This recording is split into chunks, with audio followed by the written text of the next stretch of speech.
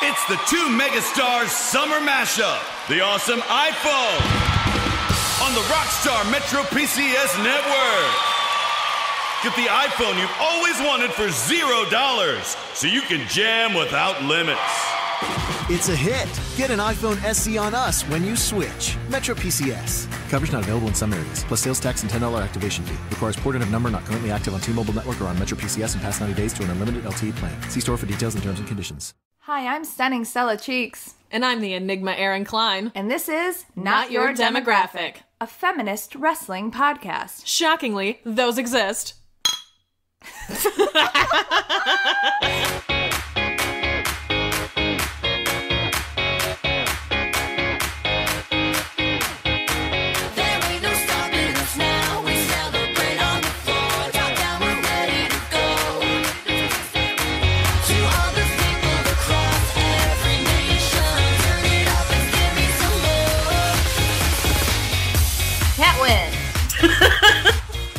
Knew that would get you. People only tune in for our laughs, so. Great, awesome, I'm here for it. After years of being told that I have a very distinct and sometimes annoying laugh. Who told you I had an annoying laugh? You have been in a theater with me when I am watching a play and I think something is funny and I am the only person in the theater who laughs. I have a very, very loud laugh. I don't know. We're friends with Natasha, so I'm like, That's true. I don't have a grating laugh. I just have an abrupt laugh sometimes. And when Jillian, one of my sisters, was in high school, I would go see her plays, and her entire class would be like, "Oh, Erin's here. Okay, great." Like, I can't go to things on nights they're being taped because my laugh is really distinctive, and I will laugh when things go wrong. I can't help it. So it's nice to hear that my laugh is appreciated sometimes. I like it. Catwind, how are you? Catwind. I'm pretty good. You know, busy as fuck. Oh, do I know?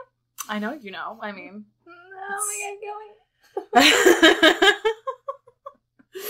I went to 2 professional networking events last night. Oh. Yep. Actually, both of them were great. One of them was... Did you get wine?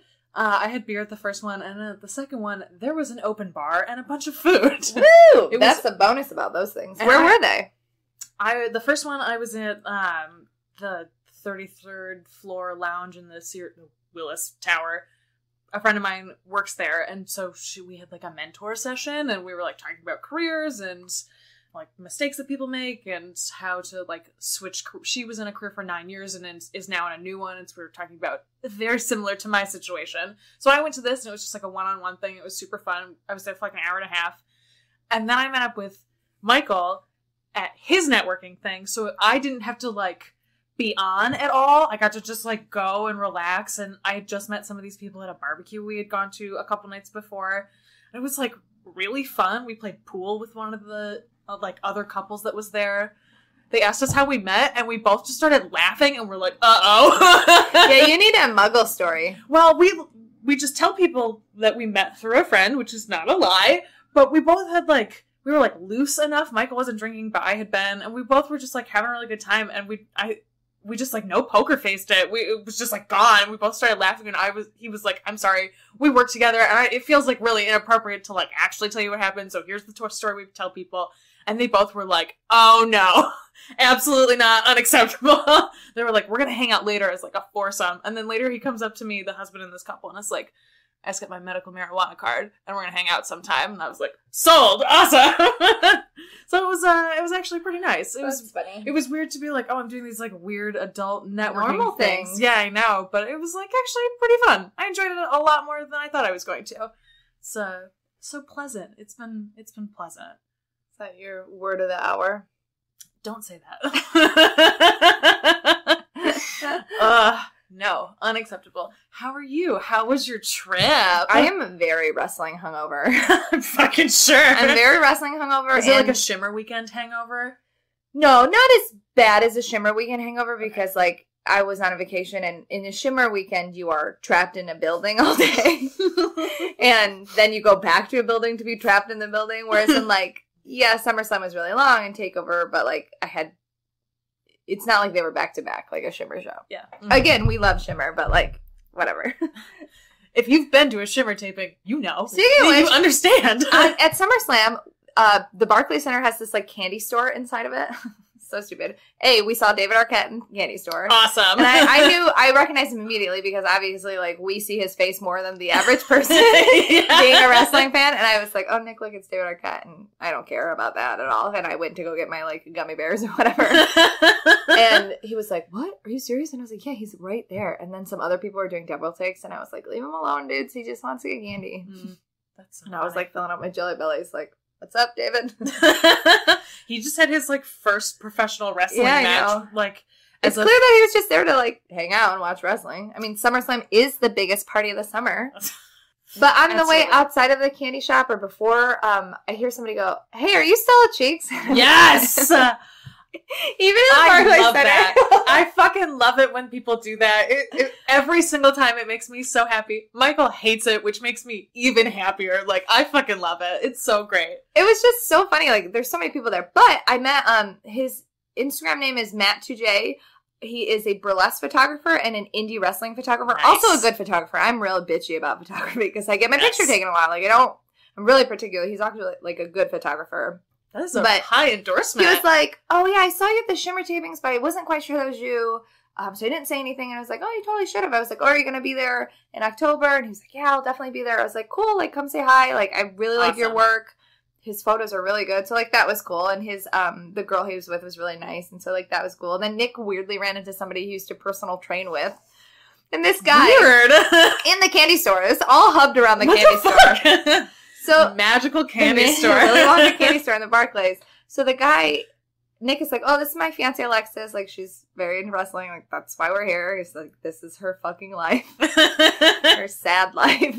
And I was like, oh, are you into wrestling? He goes, oh, I just own, like, a lot of stock in the company. And I was like, you own a lot of stock in the company? Like, in WWE? He goes, yeah, I just thought I should check it out.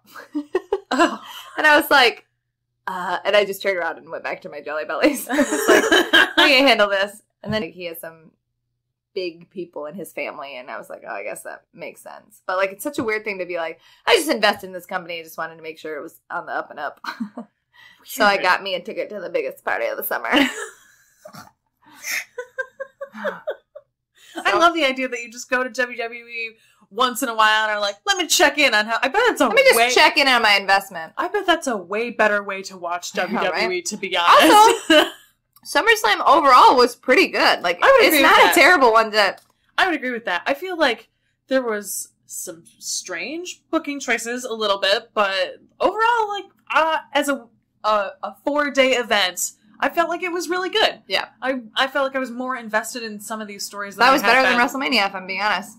Barely remember WrestleMania. So funny. So I'm wrestling hungover. Also, I just came here where Erin's recording, straight from my therapist's office. I haven't seen her in like 2 years, so I just talked at her for an hour. So I'm a little like, like well, talked out. I'm like talked out and wrestling hungover. So we'll see how this talking about wrestling goes. Overall, the weekend was really great. We got to see some people like Julie and my friend Frankie. I also got to see the girl that used to nanny. I met her at the Brooklyn Children's Museum. And there was, like, this moment, like, out of a movie. Like, she saw me. I got there first. And she saw me from far away and, like, wiggled out of her dad's arms and then, like, ran to me. And I, like, scooped her up. It was so sweet. There was also a funny moment where we were all hanging out. And she pooped. She's 2. And her mom was like, oh, come on. We got to go change your diaper. And she goes, no. Yaya. She calls me Yaya. She, like, grabbed my hand and was like, you will be changing my diaper. And her mom was like, you don't have to change your diaper. Like, you're not our nanny anymore. And I was like, it's fine. But it was just funny. She was like, no. Yaya. That's so funny. Yaya is what my nieces on Michael's side call their grandma. Yeah, it's a grandma name. Why does she call you Yaya? Because Alexis is hard to say. And when she tries to say Alexis, it comes out as Yaya. All right. I've had somebody call me Exit. That was my favorite. Exit? A 2-year-old, yeah. That's a great Asher name. used to call me Exit. He would come home and be like, hey, Exit! And I'd be like, hey, Ash. What's up? That's awesome. And his nickname was Smash, so together we were Smash and Exit. God, those are both great names. Yeah. That's, if you were like a competitive hip-hop dancer, your name would be Exit, for sure. Absolutely. Or freestyle rap artist. From New Zealand. Yeah. Yes. My mom, exit. I'm here to rape for you. Oh, God.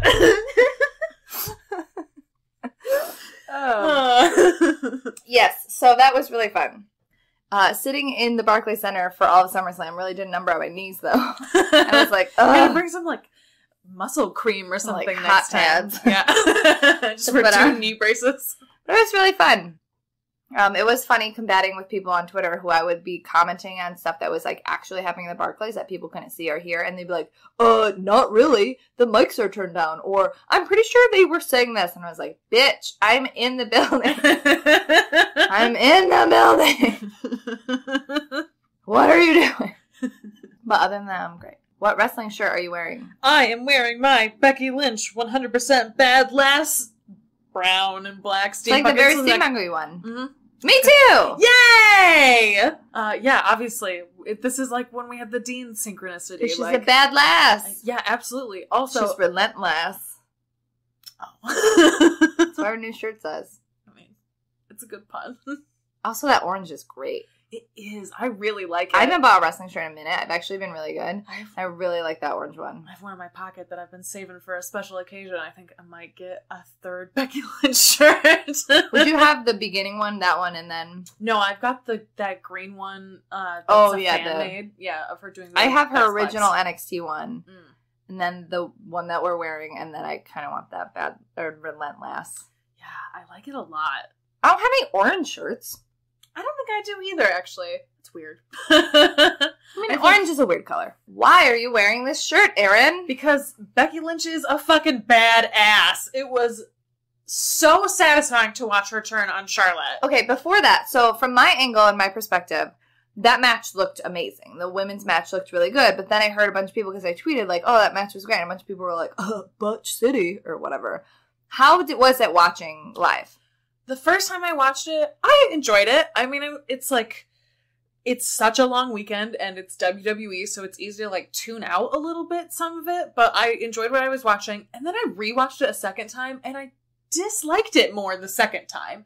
And I think part of it was that there were some, like, really obvious, it was the way that the cameras were positioned, when Charlotte did that, like, awesome corkscrew moonsault thing, they, zoomed in on Becky and Carmella, like, looking up at her, like, getting ready to take this spot. And so it, like, really took away from how awesome that spot was. Yeah. It, like, felt like this weird moment. And I also felt like it wasn't... I felt like Becky could have had more opportunity to wrestle better.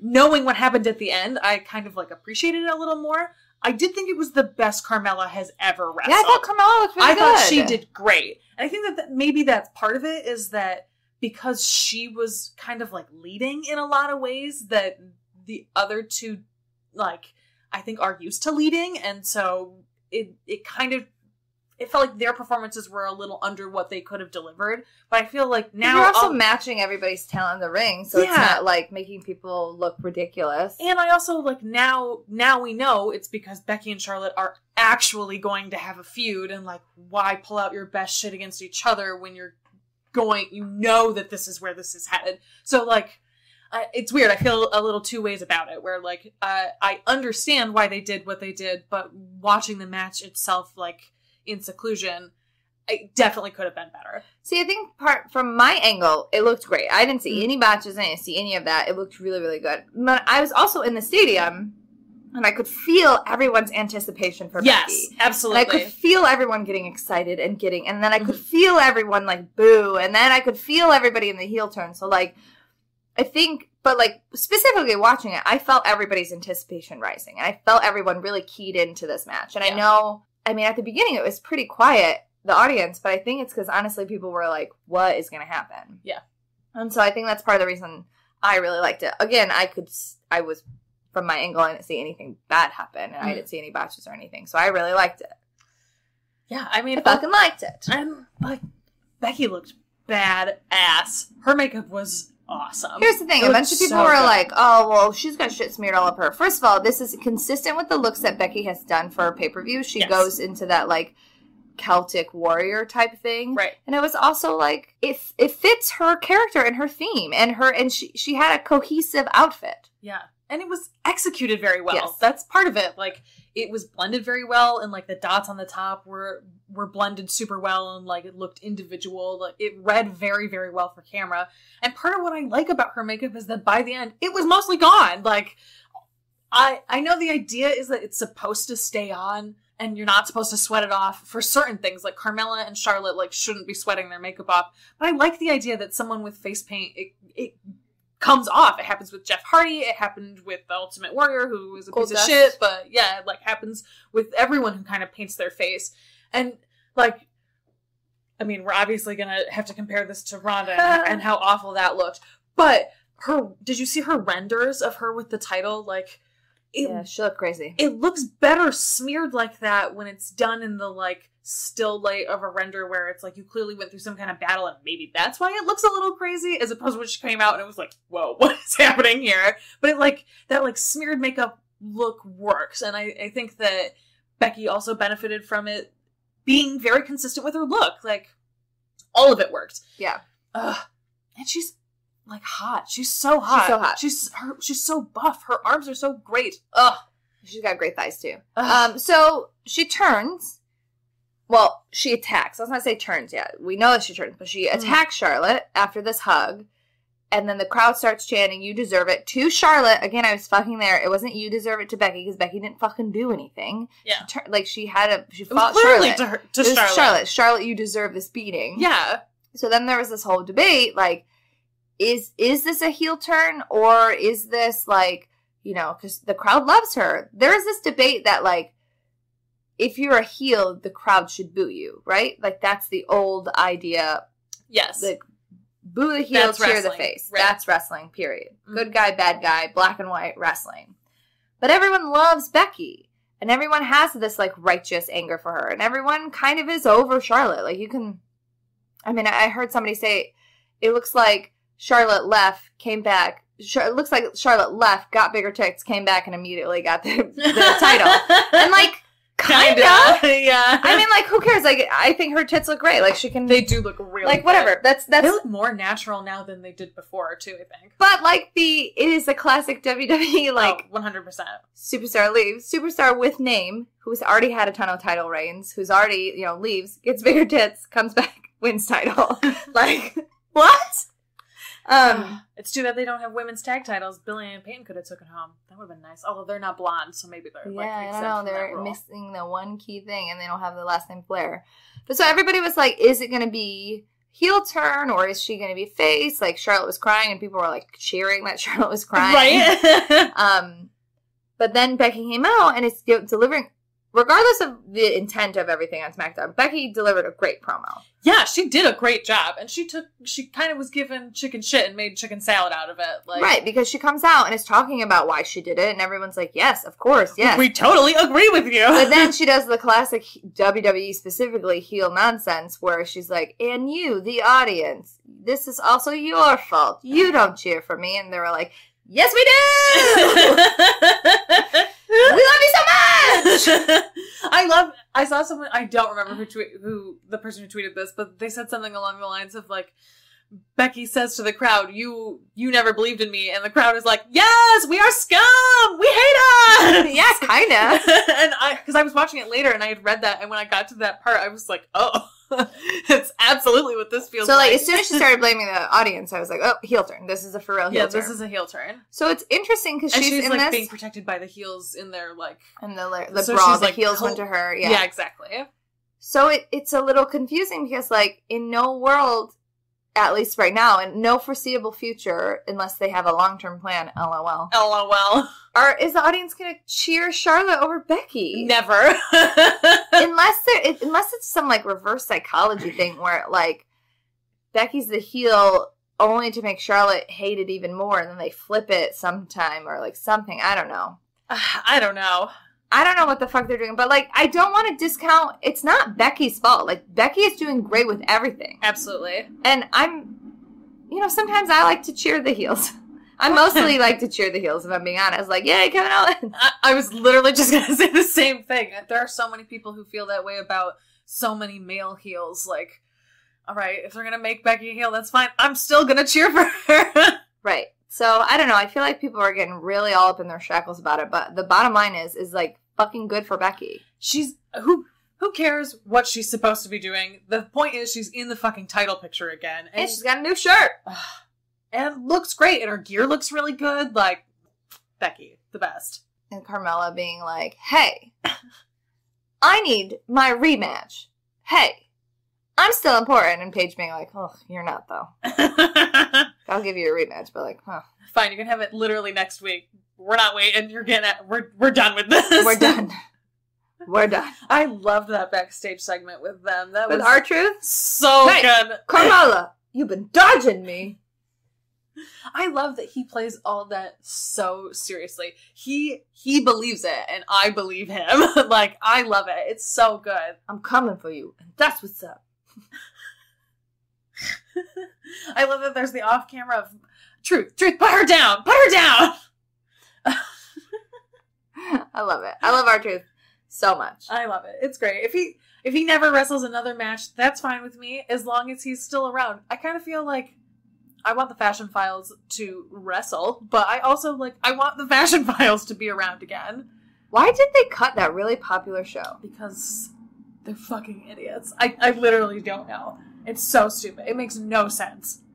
It was costing them, like, no money. Fully be doing that, too, with his injury. Absolutely. 100%. You know what else I'm wearing? My Brie Bella bracelet!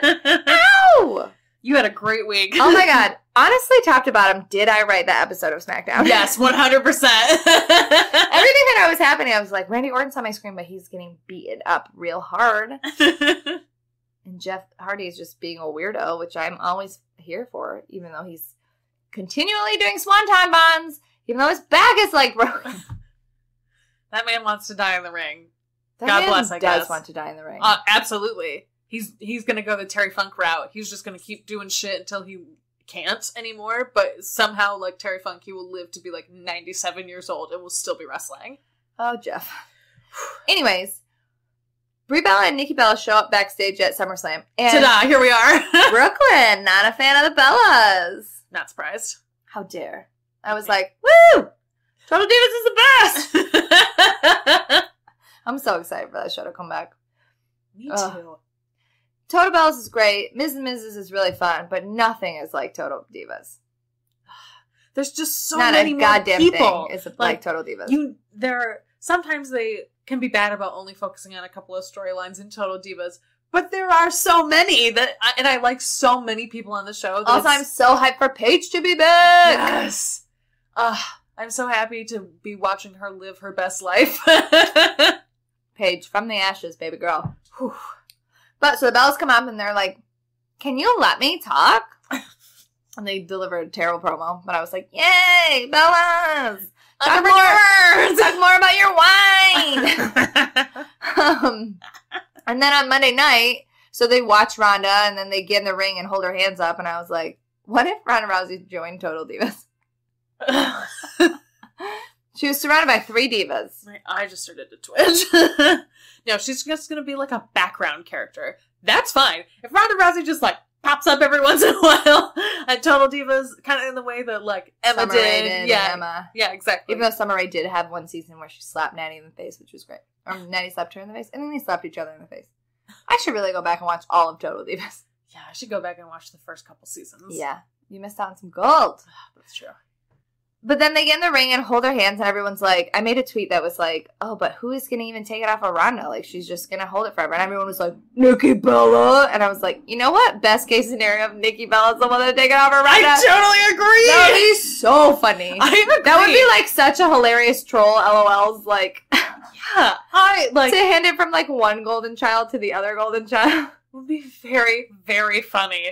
And so funny. And it's weird because, like, I feel like there's a part of me that's like, man, if this was the men, I'd be pissed. But you know what? They've done this with the men so many times that, you know, I'm like, all right, cool, whatever. I dislike Ronda enough that I'm like, sure, I'll get on board with Nikki having it for a hot second. Woo, Nikki! That bitch's neck is still basically... How that's scary, right? Like, I don't want to watch Ronda kill Nikki Bella. Oh my god. That's the one thing that I'm like, maybe no.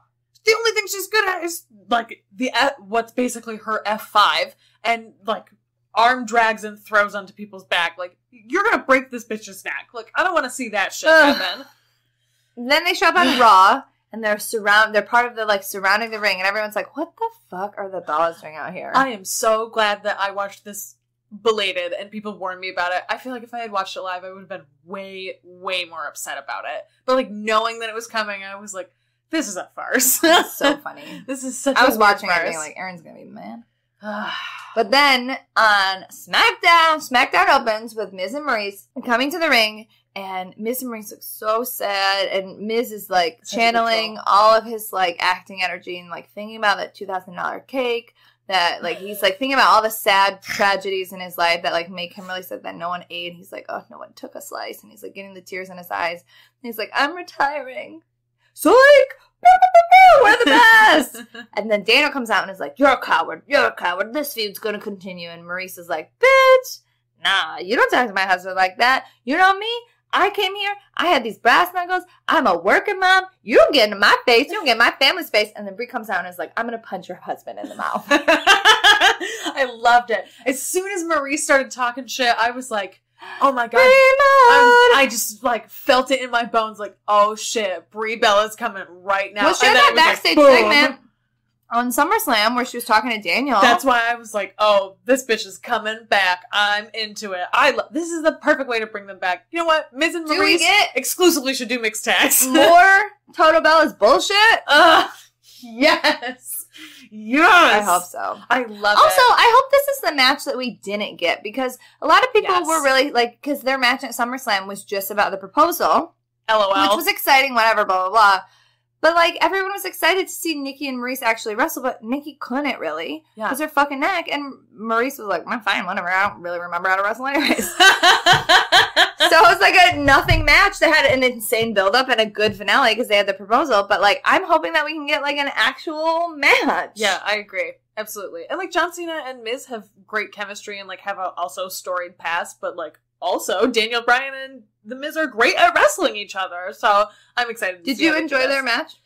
I did. I thought it was too long. It dragged a little bit. It was the longest match of the night, and I felt it for sure. And, like, there wasn't anything that they did that was, like, bad. It was just, like, I'm glad Daniel Bryan can wrestle this long. That's nice. They, like... And there was a lot of good character moments of, like, them stealing each other's moves and the, like, reversals and things, and then the, you know, Maurice's involvement, all that stuff. Like, you could have cut the first 5 to 8 minutes. Yeah, exactly. I don't know how long it was. It was like 22 minutes long. Yeah, you could have cut like 10 minutes of that. Yeah, and again, not because it was, like, bad in any way. It's just, like, you could really feel that it was the longest match of the night.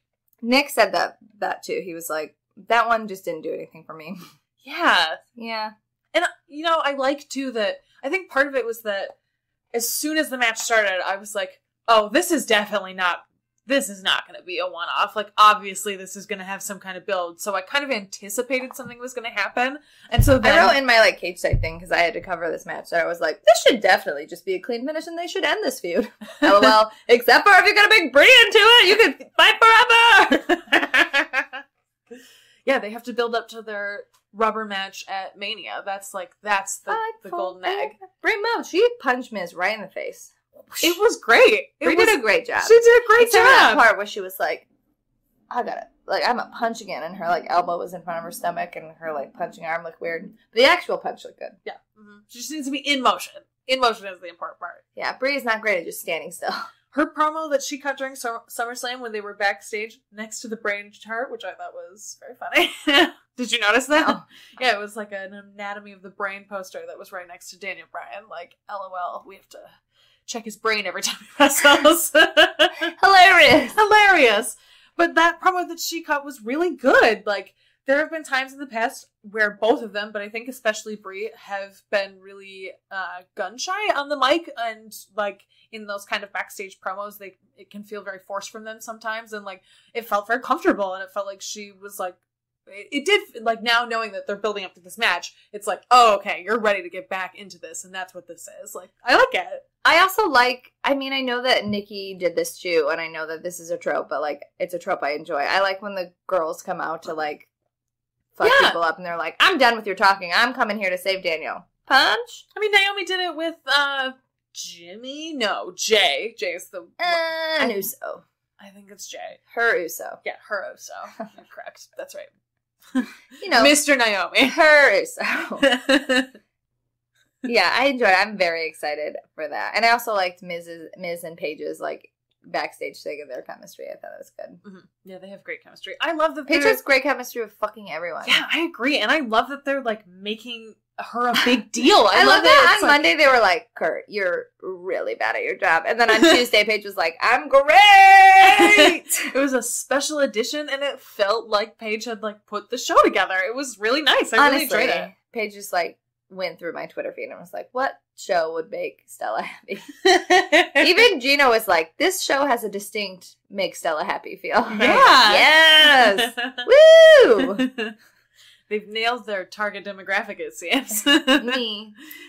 It's gonna suck when I start school because I'll be live tweeting on Raw, and I'll be doing all the other stuff for the pay-per-views, and I'll tweet during the day and whatever, and I'll be paying attention a little bit for SmackDown, but I'm gonna be in school on Tuesdays, and I'm like, God, are you gonna watch when you go home? Yeah, I'm gonna watch when I'm gonna go home, and I'll still like know everything. Well, the nice thing is that you'll be on Pacific time. Oh, I could live tweet for Pacific people. Yeah, exactly. That's a good point, actually. Mm-hmm. Our live tweet is not on Pacific. We're just trying to be like really like equality based. Like we'll do one Monday Eastern. Is on Eastern. Hilarious. Tuesdays on. You should check your schedule and see if you can make that work. But I'm upset because SmackDown is the better show. I agree. It sucks that like Tuesday is just such a more inconvenient day really to stay home. It's actually going to be great for it to move to Friday to me. Yeah, I don't want to go out on Friday. I'm fucking old. Like, right. I want to go out on Saturday if I'm going out. I want to stay home on Friday. Yeah, 100%. I worked all day on Friday. Why would I go out? Precisely. Also, I mean, 205 Live, they had a tornado tag match afterwards on. It was so fucking good. Awesome. It wasn't like next level good. Like Tuesday shows are really good. It's just on a weird day. Yeah. Mm-hmm. But fucking SmackDown rule. Mm-hmm.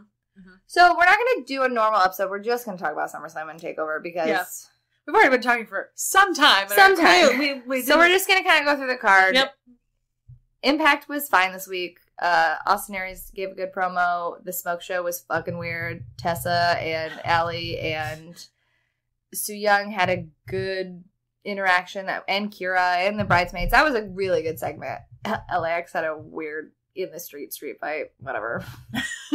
Over it. Over that. Impact was fine. I think next week will be really good though because or tomorrow, whatever, who cares, is the Sami Callihan versus Pentagon in the Mexican death match. Ooh, all right. Phoenix and Ovi cannot come to the ring. What will happen? There was a really hilarious segment with Eddie Edwards where Eddie interrupted Austin Aries and Killer Cross, and then he got taken out by them, and then he was like backstage pacing, and he was like talking to himself, but also talking to Austin Aries, and was like, I'm gonna mess you up, Austin Aries. You think, oh, I could, and he was just like kind of going nuts, and then Alicia came and was like, hey, are you okay? And Eddie goes, yeah, I'm great. We're great. Everything's great. We're great. And she goes, we're not great. I'm just making sure that you're okay. And he goes, no, I'm great. You're great. Everything's great. We're all great. And she was like, you're crazy. And he goes, I'm not crazy. Why's everybody saying I'm crazy? And then he like hits himself with the like kendo stick, and then it's like, ah! It was just like great acting from Eddie Edwards. Oh, again, I love it. Just like whatever. I blindsided every time he does anything because I'm like, oh yeah, he's fucking great now. I don't understand. I love it. Also, people can get great. People can get great. So, obviously you didn't see this because I was there. So I watched the NXT show that was happening before. So it's playing tonight, but it was like the pre-show or whatever. I think there were only 2 matches. I only remember 2 matches. So let's pretend that. The first one was Deonna Purrazzo versus Bianca Belair. Yes. Mm-hmm. Deanna's new ring gear, her WWE ring gear is great. Awesome. Here's the thing with Deonna. I've seen her wrestle live many, many times. I can acknowledge that she's a really good wrestler. I've always been really bored by her. She was great. Awesome. She had like personality and character, and her and Bianca have really good in-ring chemistry. They put on a really good match. Cool. Bianca had this like all pink gear on. She looked fucking dope. What? It was a really good match. Cool. Super cool. Of 2 people who like, I think in a couple months, like they will be probably in a feud for the NXT Women's title. Like they have to be like the future of that division. Like fantastic. So great. That's so good. Bianca won, which I was really happy with because I was like, she should win. She's the established NXT person. Right. Like, Deanna's just coming in, even though she's got a big name. And we've said a lot in the past that it's nice when people come into NXT and they're not just expected to win immediately. Right. I feel like it gives legitimacy to a character, especially when they're not trying to build them as, like, a Shayna or an Asuka. Like, if you're not immediately doing unstoppable force, like, it is better to just be like, all right, we're done with this loss immediately. There are a bunch of dummies around me who kept doing the Marty Scurll whoop whoop, and I wanted to be like, oh my God, don't do that. Don't do that. And then the other match, which is playing tonight, was Pete Dunne and Zach Gibson for the UK belt. It was a phenomenal fucking match. It was so good. I mean, it's everything that you expect from those guys, right? Like, so good. Here's the story I want to tell, though. So for NXT TakeOver, I was sitting in front of these two fucking, like, good old boys. Oh, no. And they kept talking about Jim Cornette and old wrestling, and they kept making references to old stuff, and then, like, telling the people in the ring, like, what they should be doing. Talked about how Deonna Purrazzo's never looked hotter because she got those caterpillars waxed off her head. Whatever. The singular dumbest thing they said the whole night. There's a moment in the Pete Dunne-Zach Gibson match where Zach Gibson, like, hits Pete Dunne really fast and hard in the throat, and Pete Dunne gets down and is like choking because he just got punched or slapped in the throat. I don't remember what else Zach Gibson does, but he doesn't do that again. He, like, I think he's standing there and, like, reveling in the thing that he did, and then there's a reversal or something, whatever.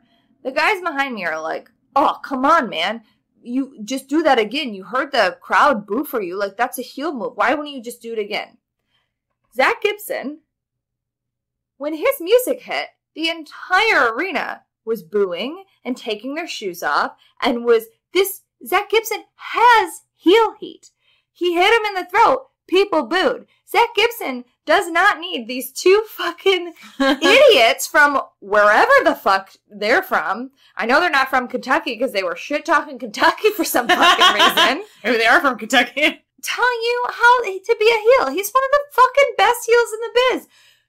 I don't care what Jim Cornette's opinion is. You shouldn't either. Shut up. And Nick could feel me, like, tense. I, like, leaned forward most of the time because I was next to, like, another guy who was bigger. So between him and Nick was also next to a guy who was bigger. So me and Nick were kind of, like, smooshed in a little bit, which is fine. Like, I understand. So I leaned forward a little bit to give Nick some room and also so I could try and be out of earshot of these guys.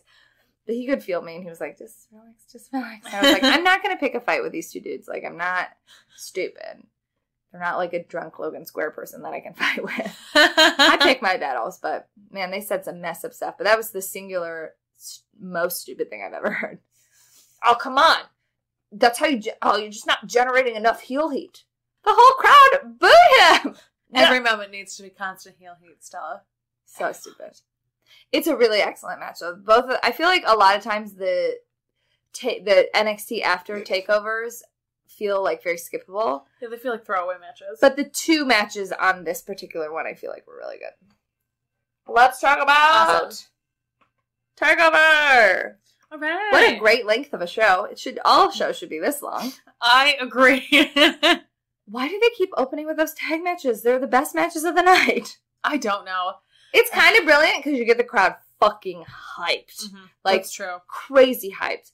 That match was so good. And, you know, it's funny because I feel like, all right, so with the last two matches, it's been Undisputed Era versus Oni and Danny Burch. Yes. I don't feel any kind of way about them, but a lot of people do. Their matches were excellent. And they were excellent. So this happens, so that was the last one, and then this was against Mustache Mountain against them. A guy who I follow who runs Party City Wrestling. He also is a healthcare advocate. His name's Tim Fost.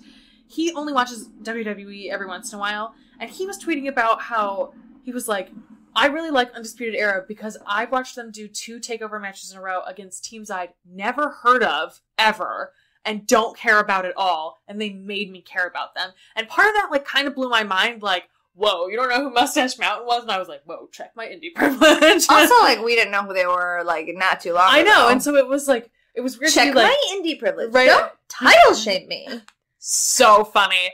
So good. It was so good. I loved that moment. Anyways, check your indie privilege. Checking my indie privilege.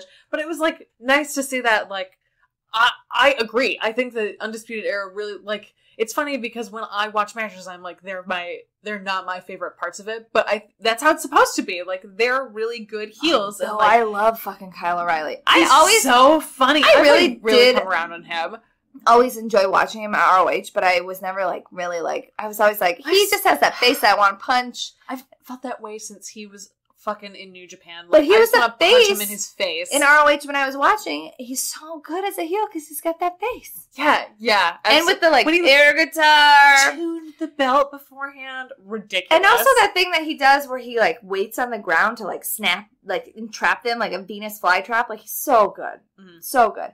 Some of the physical comedy, which he is, like, I love it. Yes. He is a perfect mix of comedy wrestling and just, like, next level incredible wrestling. Absolutely, I totally agree. Some of the moves Strong Boy Tyler Bate pulled out were bananas. They were nuts. Also, the guys behind me said, usually the guys behind me who were big old fat dudes, again, whatever, behind me said, normally I wouldn't like a guy like, talking about Trent Seven. Normally, like, I would say that guy should not be in wrestling gear like that, but he's so good that I don't even care. And I was like, fucking goddamn it. Are you fat shaming Trent Seven right now? Trent Seven's hot as fuck. Fuck you. He's hot as hell. And also, what the fuck do you know? They kept making New Japan jokes, too. They thought they were real fucking cool. RH bros. That's what they sound like. They kept talking about Sonata, and I was like, why, guys?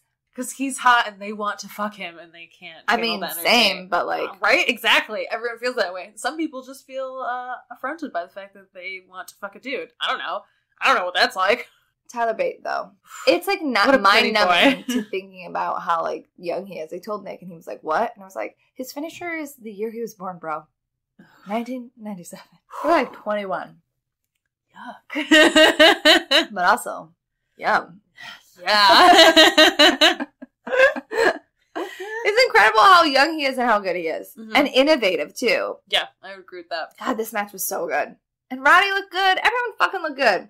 The 4 wrestlers in that ring are all phenomenal at wrestling, but are also good at maintaining their characters and their characterizations within the wrestling, which a lot of people lose, and I really appreciate it. Mm-hmm. Absolutely. God, I was, like, leaning forward, like, out of my seat. Like, I felt like I was going to die in this match. There were so many near falls. My heart was just, like, racing the whole time, and I was just fucking sitting down. It was so good. It was so good. The next match was Velveteen Dream versus EC3. I, like, stood up like a fucking mark for EC3, and everyone looked at me, and I was like, yes! Woo! EC3! And then I was like, man, I miss your own theme song. I love you so much. This match was a little disappointing. It was still good. Yeah. I agree. I really enjoyed it. There were things I really liked about it. I mean, EC3 has never been, like, a technically one... It's not that he's bad at wrestling. It's not like you watch his matches because you're like, fuck yeah, EC3, the wrestler. We love him. Oh, he's so innovative. Like, he's a very old-school, traditional wrestler, very much like Bobby Roode. Mm-hmm. And the reason you like him is because of his promos and his entrance and his whole shebang. Like, and his look. Like, he looks like a wrestler. That's a package, yeah. Right. Not a bad wrestler. He's just not, like, the most innovative thing. But from when I was watching it and the angles, Dream looked really off. I don't know. I feel like, yeah, maybe that's what it is. There was something about this match that, like, didn't totally work for me, and I thought maybe it was just that I'm, like, so unused to seeing EC3 in NXT still, that might have been why I felt a little disconnected from it, but maybe that's what it is. I fucking love Dream's gear, but I feel like maybe that's part of it. Yeah, I honestly feel like he got, like, fucking nuclear heat for wearing that. So, I don't know what the deal is. Maybe somebody said something before, because honestly, the moment the match started, I was like, I said to Nick, I was like, Dream feels off. He feels like... Someone must have said something to him. He felt really off to me. I mean, he also, like, shattered EC3's face. Like, we don't know what actually happened. As soon as it hit, I was like, he fucked his face up. And then I was, like, texting with the Cageside people, and they were like, oh, we didn't see anything. I don't know. And I was like... Yeah, I saw the angle. Like, something somewhere happened. I can see his face swelling up already. I think it was when, I don't think it was the driver. I really think it was the elbow. Oh, I was gonna say, I think it was the shot where he threw him into the stairs. Really? Yeah, because he took it at, but like, kind of it looks like it's just right on the eye. It looks like right where an elbow would hit. Maybe. Well, he also has that. He got like a cut along his forehead. I'm talking about the like eye socket. Oh, I was talking about the forehead cut. No. Yeah. Have you seen his eye? Have you seen a picture of him? I saw how it was swelled up afterwards. Ugh, gross. EC3. He has a good sense of humor about it, though. You should look at his Instagram. He's making a lot of funny photos. It's like when John Cena got his nose smeared across his face. Awesome. But yeah, I don't know. For me, because I know what to expect from EC3's wrestling, so it's not like I was imagining like a Ricochet match. But for me, Dream felt really off. Yeah, I wonder if it had to do with the heat that he got from his gear. Like, there were angles where it looked like he was wrestling a comedy match for me. Interesting. I was surprised. Like, throwing himself around, like, dramatically and stuff. When we got to the end of it, I was surprised that he won. I thought that he was going to wind up losing. Right. I don't know. We'll just see where it goes from here. I wonder what... It's weird, too, because at first I was like, yeah, fucking call him up. He's very good. I'm really into this. But you know what? I don't think he would do very well on the main roster. At all. It's a weird request. You gotta know that your gimmick is... It's a Prince Pretty gimmick, essentially. Like, it's great, and it's better than the Prince Pretty gimmick. Right. But that's how they're going to see it on the main roster. Right, exactly. Vince does not understand how to book this. It's racist. Yeah. I don't know. It was a weird call. It was not my favorite match. It wasn't bad by any means. Yeah, there was just something about it that was off. It was just off. Yeah. Ricochet versus Adam Cole for the North American Championship. This was fun as fuck. When he kicked Ricochet's face out of the air, that was insane. That was insane. That is like, you have to bullseye that. That was because he got him. Oh, yeah. You watch a slow mo of it. Mm-hmm. I was like, in the ring or in the arena. It was excellent. I really enjoyed it. I really didn't think Ricochet was going to win. It was the only spoiler I had because I was watching it on kind of a delay, and so I opened my Twitter, and the first thing I saw was Ricochet holding the belt. I was like, well, gotta close my Twitter now. I forgotten what time it was and was like, oh. No, that's okay. I got it spoiled when Aleister Black won. Because Helena showed me a picture, and I was like, look. You know he has the belt in that photo, right? I'm excited for Ricochet. We'll see what he does with it. I really thought he does anything with it. Yeah. I like Adam Cole a lot, and I like Undisputed Era, but also this was his first title defense? No, he had one against Oney Lorcan. Second title defense? That's not enough. No, he's only had it for one takeover. The length of a takeover. He got it at the last takeover. He didn't get it at the last takeover. Didn't he? Last takeover was Chicago. No. That wasn't the ladder match? No. Ugh. We watched that on a couch. Bitch, I don't remember. It's too much. We watched so much. How does anybody remember? How are people you're right. How are people do you remember from WrestleMania 10? How do you guys remember anything? How do we remember anything? Yeah, I can barely remember what we watched. Well, I watched 2 hours before you got here. 1 through 6 of the WrestleManias, and I cannot tell you anything about it. We ranked them at the end, and I'm like, I don't remember what this one was. Big fan of Ricky Steamboat. That's about all I got. He's the best. Ricky Dreamboat. This match was bananas. There were so many spots. Yeah, it was great. They're both great wrestlers. Kairi Sane versus Shayna Baszler. This was a really good match. This was another one that I was like, because there were so many near falls. I expected what I expected from Ricochet and Adam Cole because they were both tiny and flippy and Adam Cole's not flippy, but they're both little and they're both fast and one of them is flippy and one of them super kicks out of nowhere. You've seen a lot of their matches. I knew what to expect.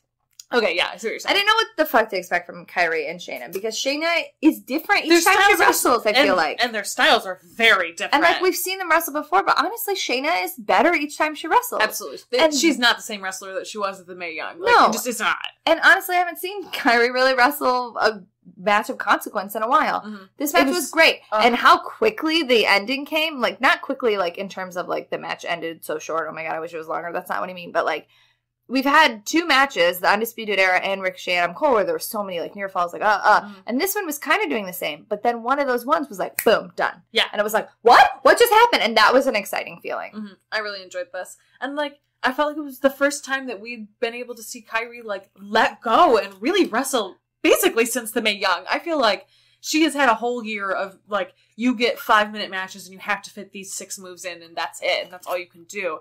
Which, like, I think that they've realized that they're losing who should be her audience. Right. And so I felt like this was a really, really great match to show that both of them are really strong wrestlers. Shayna really fucking impressed me in this match. Yes. And it's also a good look to have her have the NXT Championship going into the Mae Young. It's just, like, a good look. Mm-hmm. Absolutely. I really fucking love this match. Like, I think the first match will be the best match if, honestly, like, the tag match was incredible. And Ricochet and Adam Cole had, like, really good spots. But, like, emotionally, like, and storyline-wise, like, the Kairi Sane, Shayna Baszler run was, like, it for me. Mm-hmm.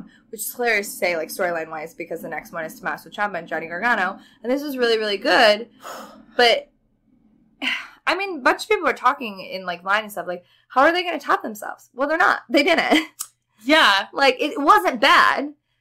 But they also anticipated that there were going to be 3 people, and then there weren't. And then they had to, like, try and do this thing with Tommaso and Johnny. And, like, I think it was fine, and I think it was good. And I know a lot of people didn't like the ending, but I thought Johnny was going to win. I really liked it. I really did, like, storyline-wise. But I liked how Ciampa just slipped to standing. Like, that was great. It felt so appropriate, and, like, I don't really know liked it.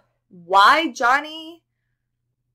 I don't know why Johnny would have done the same thing character-wise that he did last time that cost him the win. Like, that didn't make sense to me, and I didn't really understand why Johnny didn't win.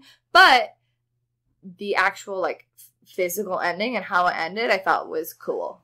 Well, I feel like part of it is that Johnny is being driven to madness by his obsession, and like madness, and like that is madness is doing the same thing. Yeah, but like Eddie Edwards is doing it better.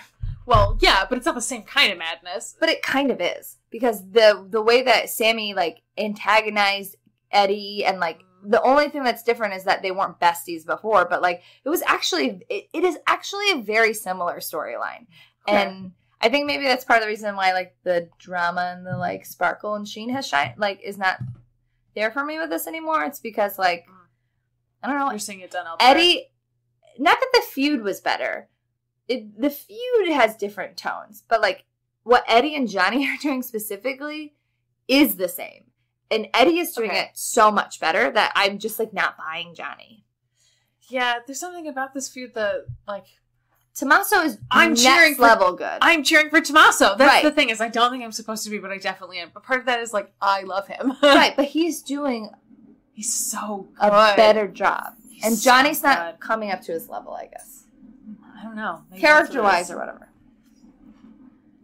I started weeping when Tommaso was like, I'm sorry. And Why? started doing, I don't know. You're so emotional. You cried too much. It was like when we were at his retirement match at AEW. Well, that one made sense. I cried too. Because there's something about him that I like really like and I really connect to, and I don't know. I feel like he gives such an honest performance, and like he understands what the audience feels in a way that I really, really like. And so then to watch him, like, Johnny has now done this crawl and this, like, desperate plea, like 3 different times now. And so now to see Tommaso do it and to feel like it's honest in that moment of, he flips it on like a psychopath. Yeah, absolutely. It was like, I'm chained to this thing and there's nothing I can do, and all I can do is apologize. And it just felt so real. And then he, like, falls off the stage and just starts laughing, like, oh, it was so good.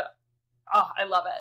And I love, too, that, like, immediately after this match was out over, Triple H, like, totally sold him out on the conference call, and was like, he's the nicest man. He was the first person to ice Tegan Knox's knee after she got hurt during the Mae Young. Like, it's like, okay, well, yes, I'm glad, and I'm really glad that I know this, but also, like, why would you say that immediately after this? So weird. All right. Cool for the summer. You know that's not the song. Yeah, well, the Florida song blows. It's just good vibrations. Yeah, it is. With some, like, random raps. Absolutely. The only section that they play is the good vibrations part. And then lollipops. Cool for the summer. Andrade Cien Almas and Zelina Vega versus Lana and Rudez? Versus Lana and Rusev. Lana and Rusev lost. I was a little surprised by that. But it makes sense. Now, having watched SmackDown, where Aiden English helped. Aiden English is my appreciate this week. For some reason, he came out and I was like, man, he looks hot as fuck. This, like, I don't know what. His hair is like at the perfect level and his beard looks good. I was like, ooh, you're hot as hell. And you did a good job. Appreciate. I don't even think about my appreciate. I'll have to think about it. Oh, Drew Gulak. For sure. I know he feel like he pops up a lot, but like when he came out for the next match, so Cedric versus Drew for the Cruiserweight Championship, I was like, what? I have been saying. What? I was like, you look real good right now. I've been saying this. I was so sad that he lost. Me too. I really was too. I hope this isn't the end of their feud. It's not the end of the feud because on 205 Live, he asked for a rematch, and Okay. Big Daddy Drake Maverick is what Drew Gulak called him.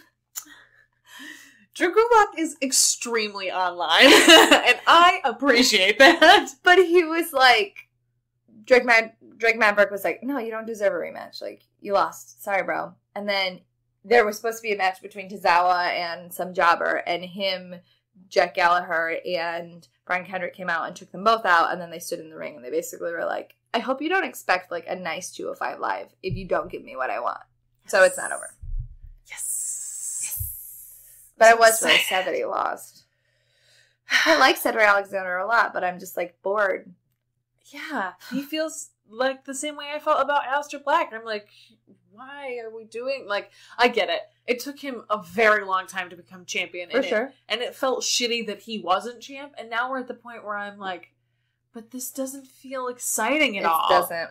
And 205 Live needs to feel exciting. Yeah, I feel like they burned out on his feud with Ali, and it just... I don't know. It's weird. I love Cedric, and I'm already like, all right, let's do something different here. B team, go, go, go, hard all day, all night. Get it? You like how I did that? I did. That was nice. You Improv. mixed that together very well. I did not think of that before. I'm proud of you. I just improvised it. Oh, I'm so proud. So the B team won at SummerSlam.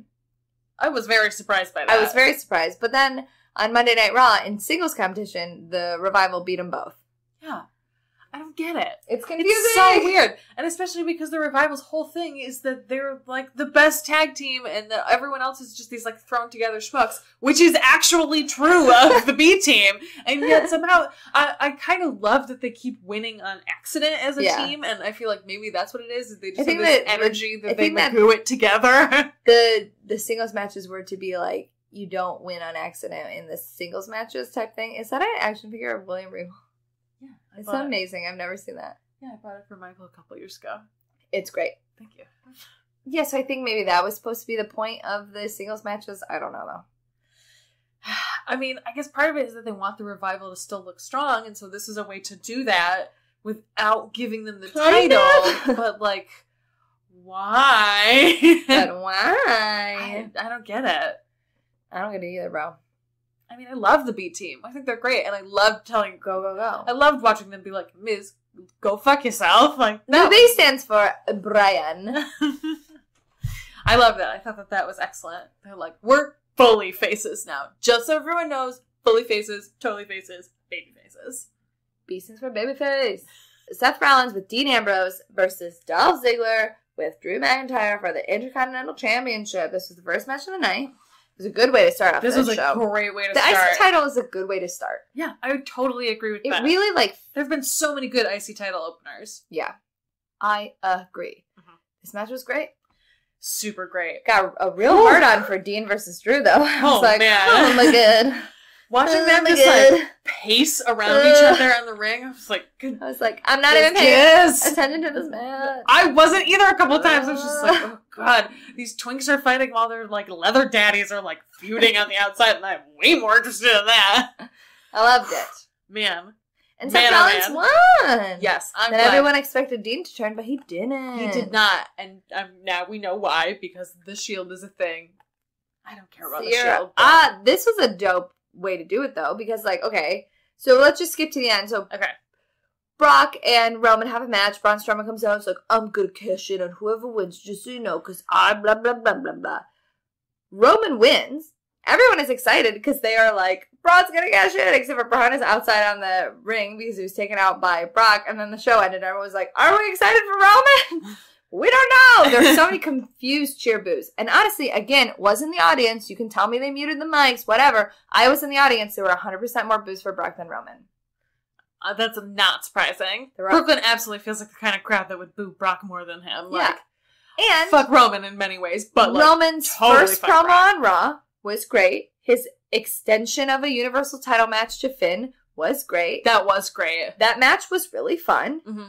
And then it also felt like Finn will get another match. It does. Like, because Braun did interrupt, even though he Right. lost, but he got distracted, blah, blah, blah. Right, exactly. So it feels like that still is kind of like on ice and is a thing that they can use later. But then to be And like, they had a fucking great match also. well, also if they want Roman to have this belt, which like I don't want Braun to have the belt. I'm gonna be honest. I liked him a lot before the Money in the Bank, and him having the briefcase has made me start to fucking hate Braun Strowman. I gotta be honest. He shouldn't have won it. Like, it's stupid. It's not a threat. Oh, I'm gonna cash in, but I'm gonna tell you to cash in. That's not how this briefcase works. Fuck you. That's not how this works. That's dumb. I don't want him as the Universal Champion. That seems boring as hell to me. also, I kind of like the idea that it's now, you don't just always win.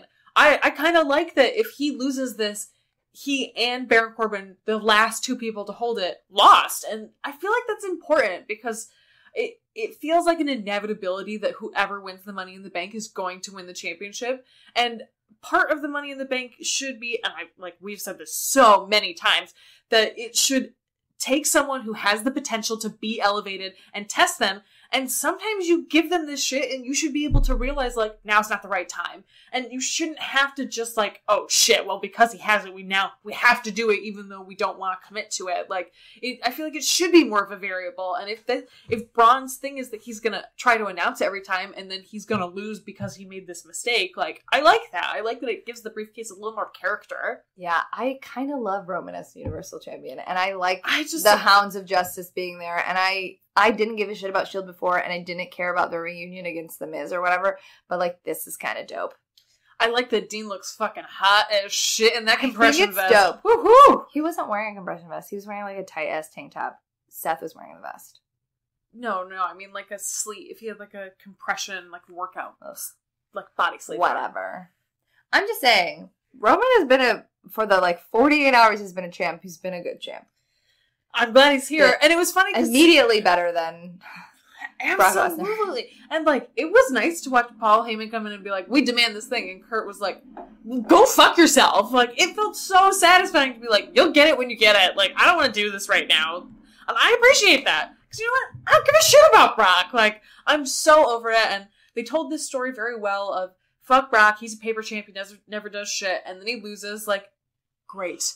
That should be the end of that. Like, let him go. Let people miss him. Go. Bye, baby shark. Like, let us miss him because he's just gone and not because he's holding the title hostage. Like, maybe if he comes back in 2 years after he's done with UFC, people will be excited again. But right now, it's like, bitch, get out of here. I never need to see your ham body ever again.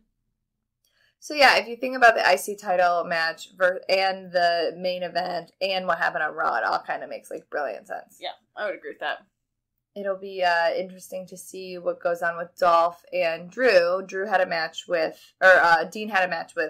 Dolph, which is a little disappointing. But I was like, are we saving Dean versus Drew for something important? Good, give it to me. Give it to me. The New Day, Biggie and Xavier Woods versus the Bludgeon Brothers. The Bludgeon Brothers won. Well, they lost, but they retained their belts by disqualification. Yeah. But then the next night on SmackDown, or the next 2 nights, whatever, on SmackDown, the New Day fucking won. They're 5-time champs now. I mean, this match was still almost 10 minutes. Like, I don't really understand.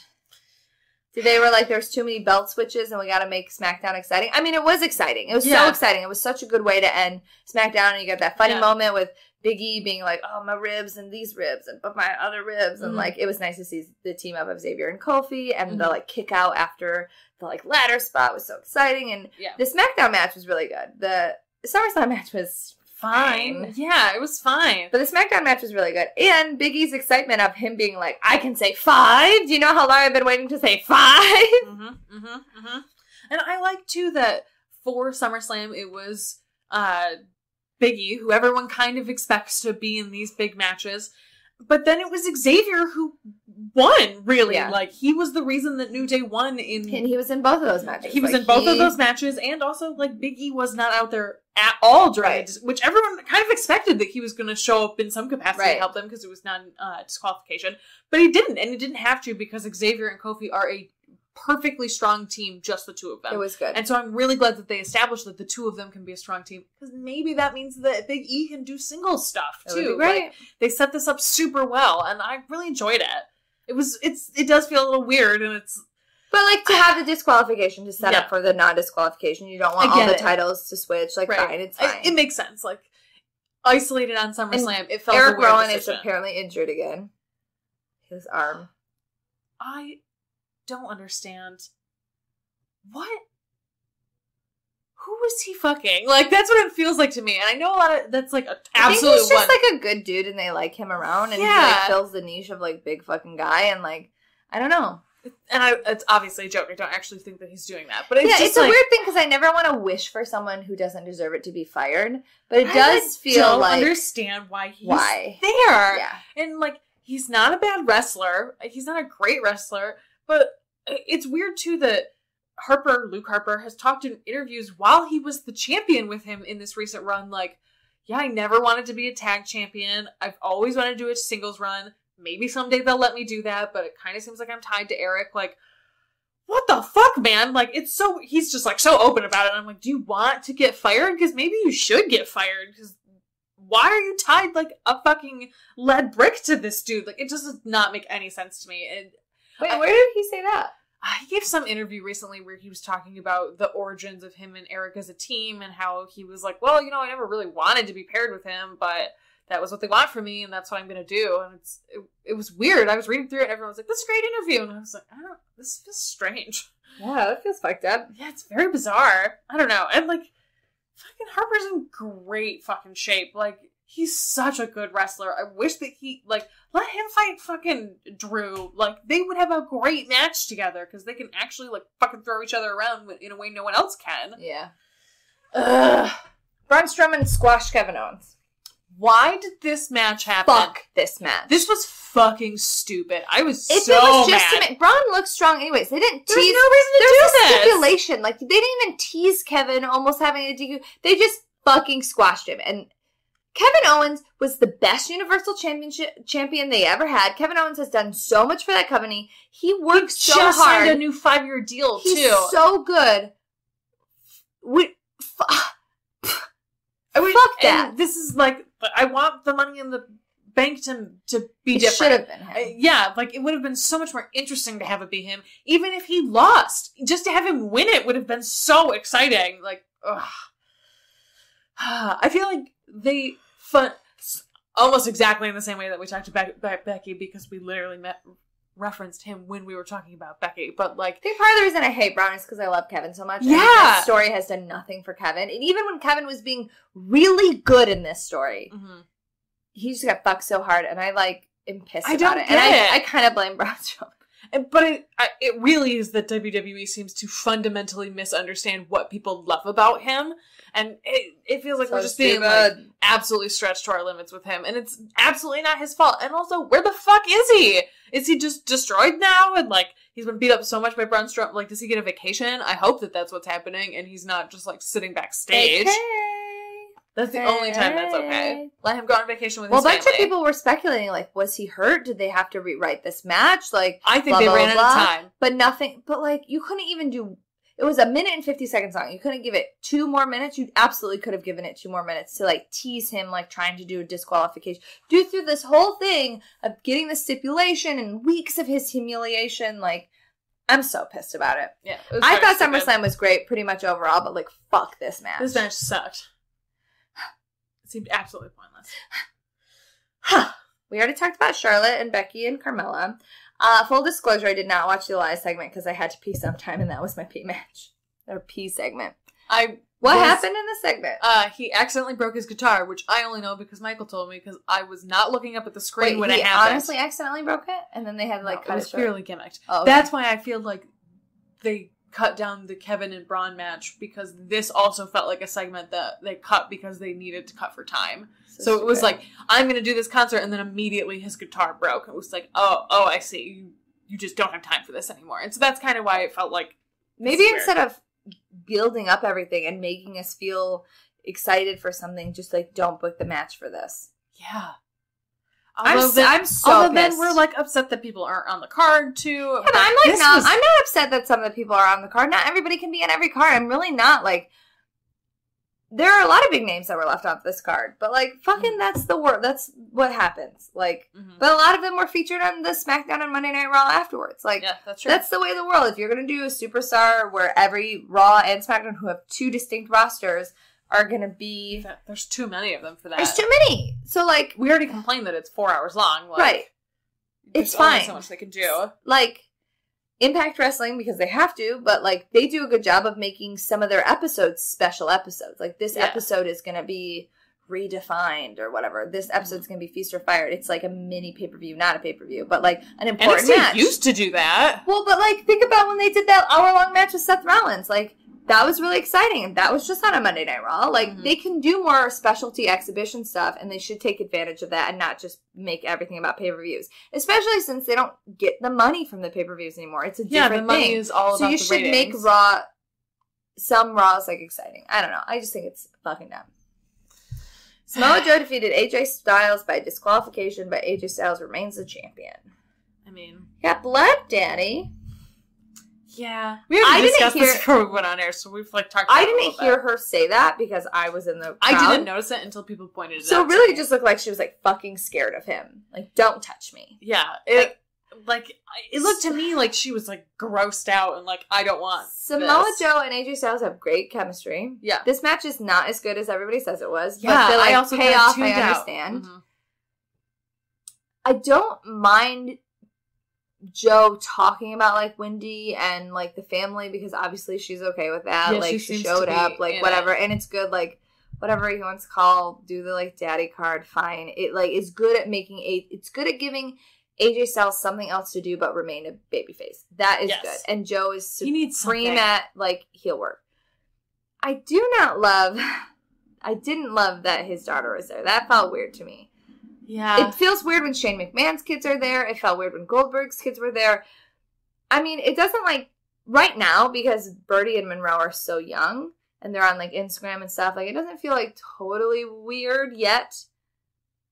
But I feel like it will get to a point where it's like, God, these kids shouldn't be used like this. Once they start to be like people, I feel like that's kind of the line. But you also can't tell parents what to do with their kids and their families. It's just like a weird line and it made me feel not great. And it's also weird to think too, because like, what if that had been Ric Flair and Charlotte Flair? Well, we would maybe feel very differently about it now with hindsight of like, oh, well, she was going to be part of this life, but like you can't predict that at the time. Well, especially since, and a lot of people brought it up, but think about how like the Foley kids have talked about how like horrifying it was for them as children. Like these children don't like understand, especially her. Like maybe his older sons get it, but like.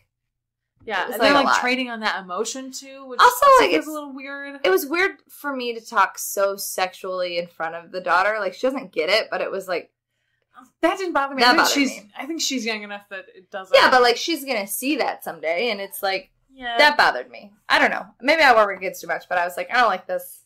But it's weird because I don't feel weird about like Birdie in the Instagram stories or Monroe on the Instagram or anything. I really like that. think part of it is that they're just very young. Well, but also, like... They're going to still continue to do that. But they're also in a controlled environment by their parents. Yeah. Which seems different. I don't know. This is, like, a larger debate that I don't want to have, but, like, that's the thoughts that I had. The match was fine. It was good. It was really slow. It could have been cut down. It was almost 23 minutes long, and it, like, that was too long. I also felt this was another match, like, with... Joe and AJ and Miz and Daniel, in the context of this card and how long it was, like, the storyline and the matches, like, I get it, and they're all good wrestlers, but, like, for this show, it was too much. Yeah, I was just going to say, I felt the main event was 6 minutes long. About Miz and Brian than I did about Joe and AJ, where, like, I realized part of the way through this, like, oh, there's no way that this is the end of this, and what kind of shenanigans are we going to get up to that is going to continue this feud going? And, like, I like that this is going to keep being a feud, and I think that they're having an interesting feud, and like you said, it's something for AJ to do that's very different, and I appreciate that. But it also, like, it's weird to be at the beginning of a feud at SummerSlam. Right. It just is, it feels very strange that, like, is this the jumping off point that we should be doing? And maybe it's because now we start that, like, swing into Survivor Series, and they're trying to pull people in through that, who only watch casually, but I don't know. It's weird. This is another one of those, like, booking decisions that I felt like, overall, I really enjoyed the show, and overall, as a card, I think it was very good. But these individual booking decisions to, like, start feuds at what is supposed to be, like, a period on what you've been doing before feels very bizarre to me. We already talked about Miz and Daniel Bryan. Mostly it's about Miz and Maurice and Brie. That's what I got from it. Uh-huh. Finn Balor the Demon with his ribbon dance. No one believed me. I fucking told all of you that it was gonna be the Demon. You know who loves the Demon? Nick.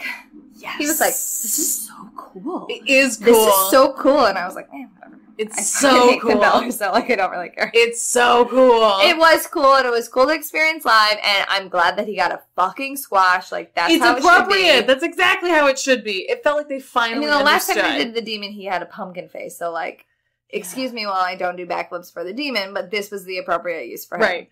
And also, I love the ribbon dancing. It was so stupid. Whatever, it was you hated it weird. on Twitter, but you like it now. No, that's what I mean, is like, I hated it, and it was so stupid, and I loved it. He was, like, twirling his ribbons around, and, like, everybody seemed to be so into it. I loved it. I thought it was great. I, of course, want him to have a chainsaw over the ribbons, but, like, I will literally take whatever I can get from the Demon. Coup de grace still sucks.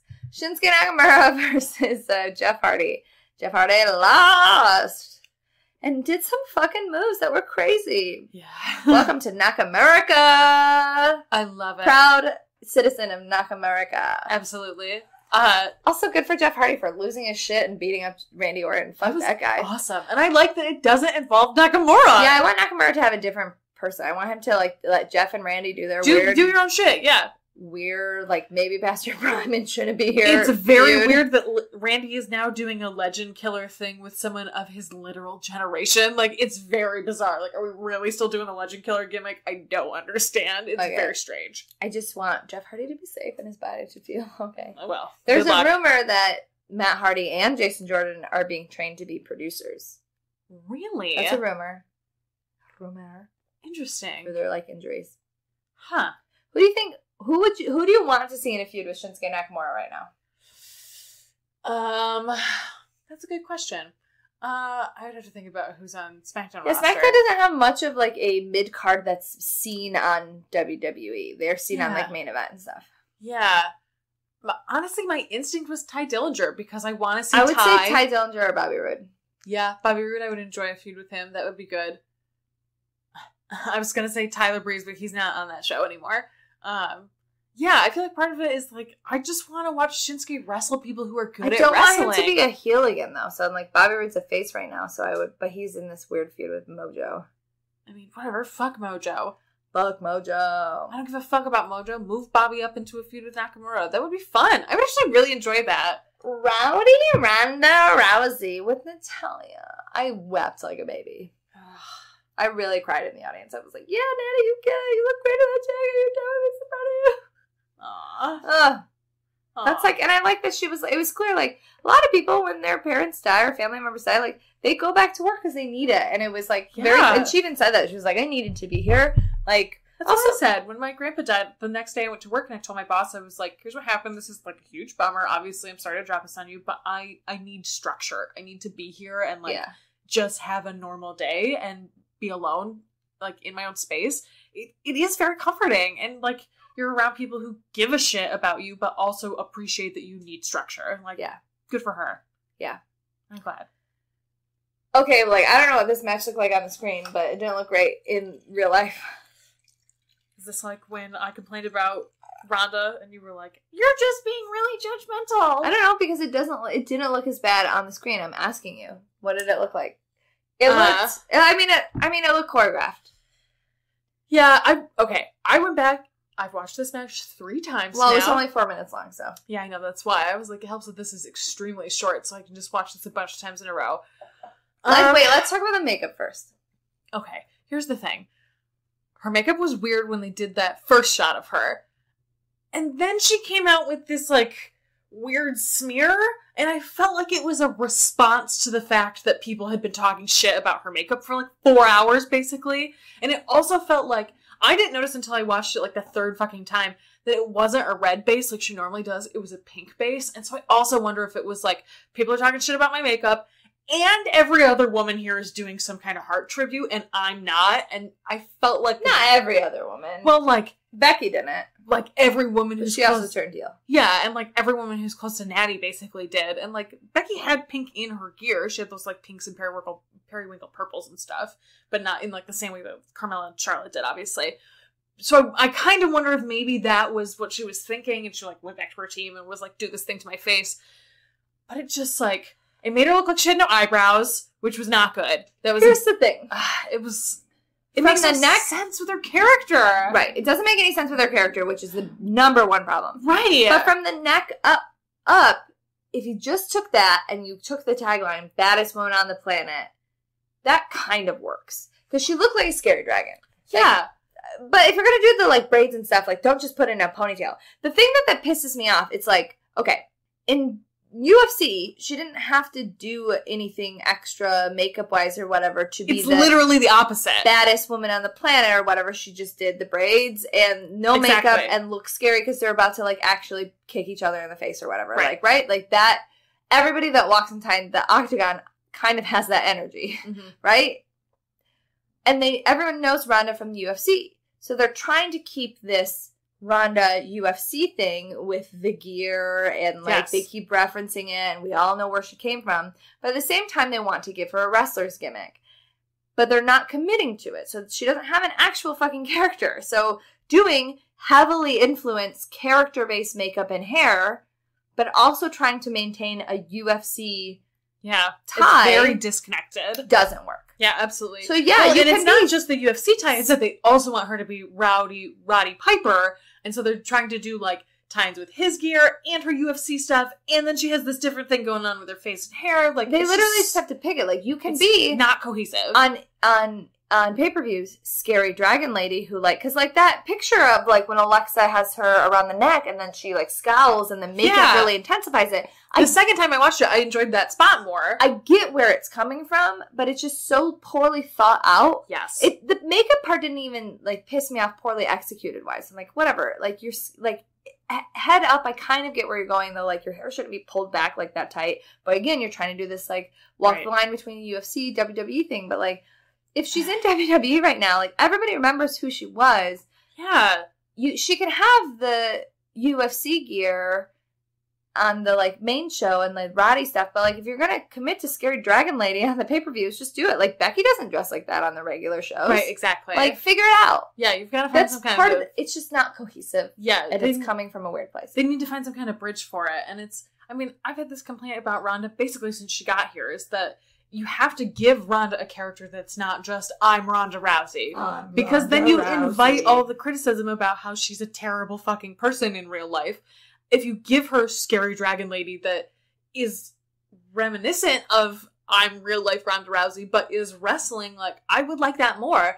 One of my major complaints about the footage that they show of her is, like, maybe if I start her doing goddamn wrestling training ever, I would feel better about it. But all I ever see are photos of her fucking punching. Like, that's not what I'm interested in seeing from her. Like, she has a couple of very strong moves. Her weird F5 imitation is good. I like the it. way that she, like, lifted Alexa up onto her shoulder, and how they utilized Alexa's double joint, which I had wanted all along. Like, that was great. Like, I totally agree with that. There were moments in this that were good, but it just was not cohesive. And she, like, works against herself in so many ways that I was surprised about, like, trying to do the yelling and, like... Yeah, I heard a lot of people be like, she shouldn't be talking that much. Which, like, I didn't go back and watch it. I intended to, but, like, you know, I didn't want to.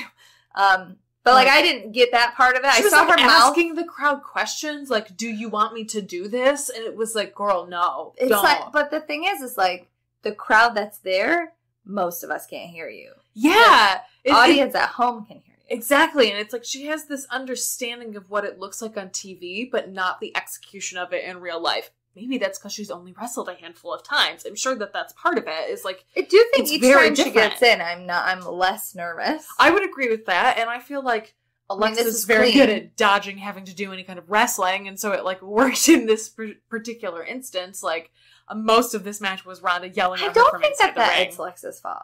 Oh, I absolutely think it's management doing the Right. exact I same just feel shit like they everybody did. blames Alexa for the like Roman Reigns treatment and stuff, and I like don't blame her, and I think that she works really hard, and I just don't. I dislike her for the exact same reasons I dislike Roman. And it's Right, exactly but like it's you're not saying. It's not her their. fault. It's neither of their fault. It's just that management has decided that they're the And poster Alexa for a child. long time was really good. She was really good, and that's why it's disappointing now to not see her do shit ever. Right. And part of me wonders, like, did she get an injury we were never told about because they want her to keep as this, like, poster child, and that's why she doesn't do stuff now? Like, it just seems so inexplicable other than we don't want you to get hurt, but then, like, you're not an exciting performer if you don't do that. Oh, they also announced that that Alexa is going to face Trish Stratus at Evolution. What a weird choice. It is a weird choice because both of them are good wrestlers, but both of them need someone to elevate them, and so it's going to be weird to watch them wrestle each other. I don't think it'll be bad, but it's going to be... I feel bad for Sasha. I feel like... I agree. I feel bad for Sasha because she's really wanted this for a long time, but it also feels like she's going to be doing some kind of tag team involved thing, and like... For sure. It does not make sense storyline-wise. No, for sure. But it's it just does like suck. Alexa, Unless really. Trisha and Lita tagged up and it's another ex-best friends hate each who other, cares? etc. But, like, yeah. I would have rather seen Trish and Mickey. I know we've seen it before, Yeah. but I would like a redemption match, almost. Yeah. You know what I mean? They have a lot of women to make They do a had lot of a things. lot Yeah. of A lot of matches to make. women. Any other thoughts about wrestling? There were other things that happened on SmackDown and Raw, but like, who cares? Who cares? We didn't actually talk about Brock and Roman. We did. We talked about it with Dean and Seth. Dean and Seth and Dolph and Drew. I mean, I will say, Big fan of Roman Reigns. Lots of people are going to come around on him now.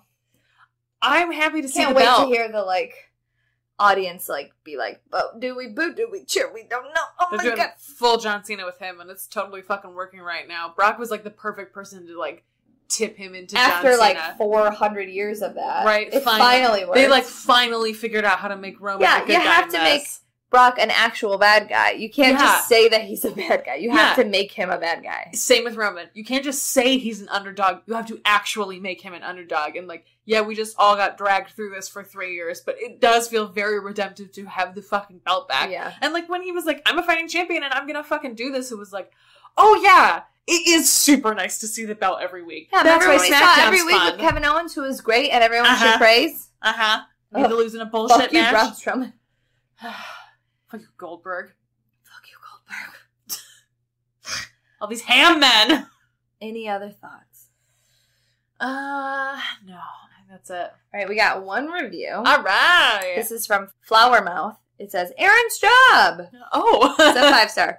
Big fan of the show. I've been binging some old episodes and heard about what Erin's job has done to her. I definitely feel like you should use the whole situation they've thrown at you and use it to your advantage to get that promotion/raise.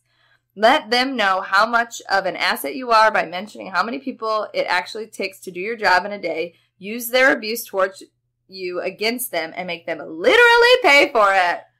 Damn! Hope things get better for you. Thank goodness wrestling and wine go so well together. Heart, heart, heart. That's so nice. It's just a Thank review you. that was giving you a lot of advice. Oh my god, that's such positive advice too. It's so funny because like I just had this networking thing yesterday with a mentor who basically gave me that same advice where she was like, this is out. It was nice to talk to someone who was like, who works in a similar field as me, who was like, this is outrageous. Outrageous. I like know that, but also like, you know what it's like to be like, imposter syndrome. I don't deserve these things.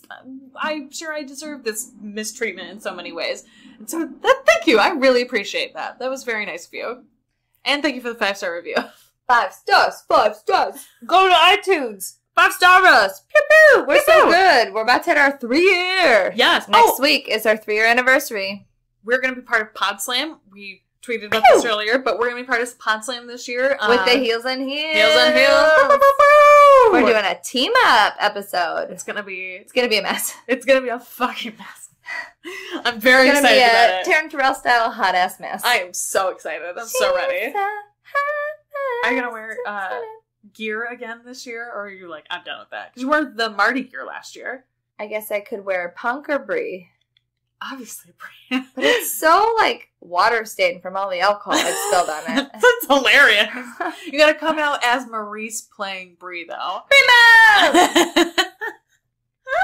I'll wear the gear, but I'll, like, wear the shorts and the spats, but maybe I'll wear a BRIE MODE a shirt, because the top is, like, really fucked up. Oh, I know. Because remember last time my wine bra exploded? Oh, I remember.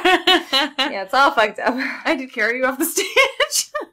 Just dripping in, like, juice. I also then had to clean the stage after that.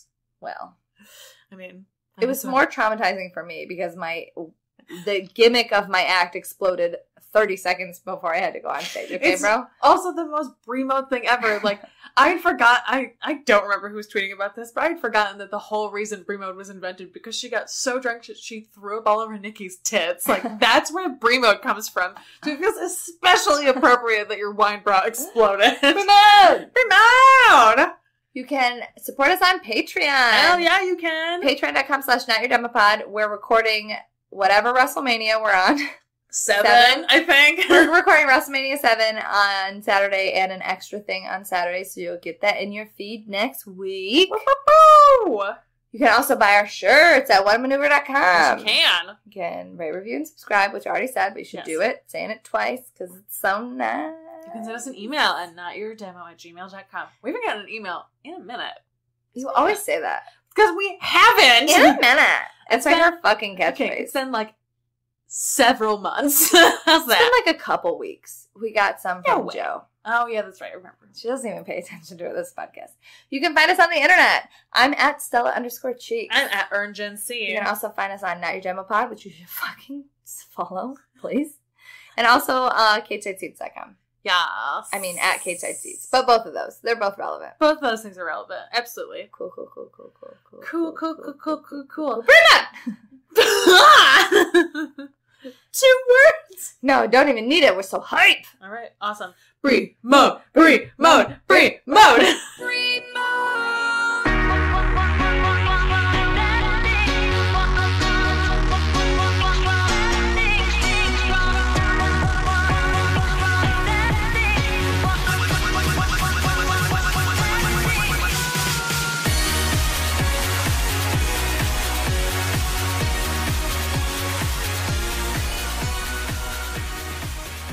But overall, the New York trip.